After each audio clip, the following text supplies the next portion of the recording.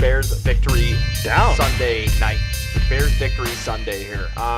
So the Bears beat the Bills 41-9 in a very blah game, believe it or not. It was very exciting in the first half. But just like a very blah offensive game from the Bears. And Yeah, Jordan Howard got in for the only or 2 of the 3 offensive touchdowns. Yeah, and you can't count that Trey Burton garbage. Yes, you I loved can. it. I can because I started Trubisky and Burton today in fantasy. Thank God I'm winning because of their defense and Christian McCaffrey. But it was just a very blah game. 2 offensive touchdowns from Jordan Howard, which is awesome to see his confidence go up. That's, I think, in 3 straight games now. He's got 4 touchdowns. Mm-hmm.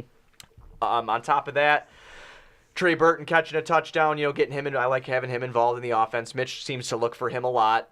The defense, fantastic today. But, we kind of figured that was going to happen here, guys. It was Nathan Peterman. They could not get a running game going whatsoever. Chris Ivory came on in the end there and had a couple big runs. Yeah, when the game was in hand, and, a lot of these guys at the end on the defense were loafing in that third quarter. Right, and I'm seeing a lot of hatred, Juice Man, about Nagy leaving in the starters so long. Yeah. He had his foot on the pedal, and I'm cool with it. I'm good with it. I also, in terms of the offense, I'm okay with them playing a little longer than normal. I thought that the game flow of the second period really got away from them. When you're taking the ball away like that on your defensive end, and you're punching in for touchdowns early or you're running them back for touchdowns, it's one of those situations where the stat sheet is not going to – Mitch Trubisky and the offense is going to look like they had a very average game. But if you look at what happened in that game, you rewatched it, what the defense was doing was giving them short field, was giving them points on the board, and that's not Mitch Trubisky and Matt Nagy's – that doesn't – bode well for their offense. Right. Say. They like to work with room, work with the 80-yard runs. Obviously, they're going to take field position every time. That's a stupid, podcast thing to say that, that they don't want turnovers to put them in the red zone. They do. But I think that a lot of the plays that happen inside their own 20, 30, 40 on that side of the field really dictate what happens in the red zone because they do different things with their scheme to get people open. So I thought that the game plan and the game flow got away from the offense, and it really didn't let them show what they wanted to do, which in a way I'm fine with that because that Bills defense, give them some credit. They're pretty damn good themselves. Well, Roquan Smith on the defense today, 13 total tackles, 11 solo. Mm-hmm. Guy was all over the field. Forced fumble calls, too. They were with the Pats on Monday night last week, too, until a garbage defensive touchdown at the end of it, too, I believe. That they were right with them for most of the game. Obviously, the Pats were controlling it because you can't move the ball because they were starting Derek Anderson. But he got hurt. Yeah. That quarterback crew, now that Josh Allen is out, is poor Bills fans. I felt bad for Nathan Peterman in the second half. Yeah, chalk it up as a loss. He was their leading rusher today, too. Peterman had 8 carries for 46 yards and a touchdown. Well, he's running for his life. And that's the thing that pisses me off. The first damn touchdown against the Bears this year has got to come from Nathan Peterman. Yeah, but you're up 31 to No, 3. I know, man, but damn it. You can't count that. That's like one of those halfers. I'm going to give – the Bears have let up a half a touchdown this year. Right. That's how you spin that one. But coming out in Anthony Miller, career-high 5 receptions here for 49 yards. Mitch went 12 for 20, 135 yards, 1 touchdown. He was sacked once. And a really just terrible interception. So terrible. Where we were looking at the screen what? Where's he throwing? Did Burton stop on the route? Did Mitch just – Mitch was going to overthrow that throw, period. Right. But did he just stop on the route? Did Mitch just completely overthrow him? I don't know. It was very weird. But, hey, a win's a win. Right. I'll take it. Our defense played well against a not very good Bills team, but hey, we went in there and we kicked their ass. It's 41-9, and that's what we should have been doing. And that's the silver lining of all of this. If you look at the way the season has progressed, so we're halfway through, we're at the halfway point now. If you would have said coming out of week 8, it's week 9 because we had the bye week, that the Bears were 5-3, they had gone through their heart of their schedule, the tough part, and they ended up 5-3, and now they have the second easiest remaining schedule in the NFL. and a bunch of division games where if you win and take care of business, you're probably going to win this division. So Next week's going to be a testament, my friend. Huge. It's huge. It is huge, actually. And I feel like we say this every week, and people are like, "Oh, is it really?" I'm like, "Well, yeah, it really kind of is." It's because there's only 16 games. It's winnable. It's winnable games that put you in a position where you can succeed and get to where you want to be. And I mean, that's just my opinion on the matter. You know what I'm saying? Like, so when you go up, especially against a division rival, when you're going up against Detroit, and Detroit, God, did they look god awful today against Minnesota? Yeah, they were god awful the week before too against.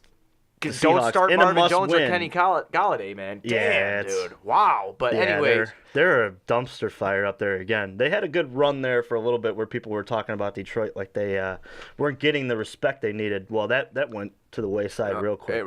Quick. So next week, going into the Bears game, obviously me and Juice Man will probably be in attendance next week. I know. I'm surprised. I had sold my tickets, and you have the seats down there in the 150 section down there. So. Every time I can go to a game with you, I'll definitely go. But we're in the market to sell ours this week, which tough. Yeah, let us know if you want them. We're all open for selling. So, but yeah, I mean, hey, the Bears, if they duplicate what they did in the first 8 games and they end up 10-6, that's the magic number.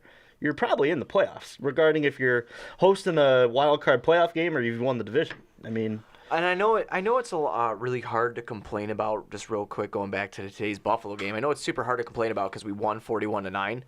But I'm so sick of the misdirection plays with Tariq Cohen and Mitch. Yeah, a lot of. I'm getting tired of it. Like Jordan Howard, I know he only averaged 3.4 yards a carry, but he was bulldozing for a while there. Mm-hmm. But Tariq Cohen ended the day with 6 carries and only 5 yards. But his long was 7 yards, but. He got tackled for a loss because Tariq's been liking to run east to west and heading back south. Yeah. So, I'm utilize Jordan Howard a little bit more. Just a little bit more. Yeah, I know the offensive flow was so weird because the defense kept scoring touchdowns, but just utilize him more in those situations, dude. I mean, if it's 3rd and 3, why are we going to pitch the ball 3 yards back when you have a guy like Jordan Howard? There's a lot of... The first quarter, what killed them is first quarter penalties. It seemed like they moved the ball very well, and the offense was getting in a groove. And then our guy, Charles Leno, would jump off sides. Oh! Nice catch. Yeah, very nice catch. Sorry, guys. We are, us, always watching games, so. That's my guy, too. That's beautiful. Beautiful catch. So, yeah, I mean, I feel like as fans and Bears fans of what we've seen from the offense this year, this is like a rip-it-up game. I mean, there are a lot of things working against the rhythm of Mitch Trubisky and the rhythm of that offense today. And you got to win. Anytime that one of your phases can, like, come out and take over, do it. You know what I mean? That's the... No, I agree with you, It's tough to get a win in the NFL. There's only 16 games. You win them when you can, Right. So... I'm with you, man.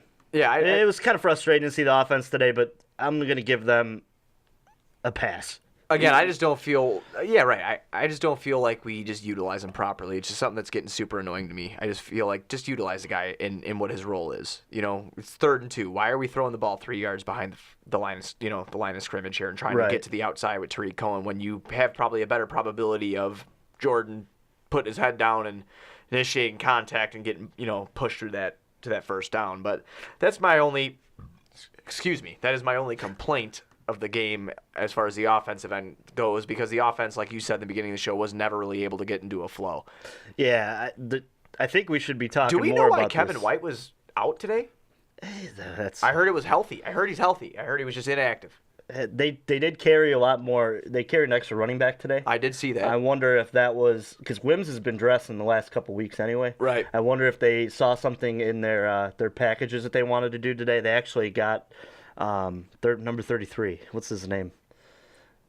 Off the practice squad, blanking whatever. He's gonna be he's gonna be an active list next week. Well, okay, but I didn't even get on the game, so I don't have no idea what we're talking about. To go into they carried an extra running back. He was returning kicks. They actually had Benny Cunningham on the roster today too.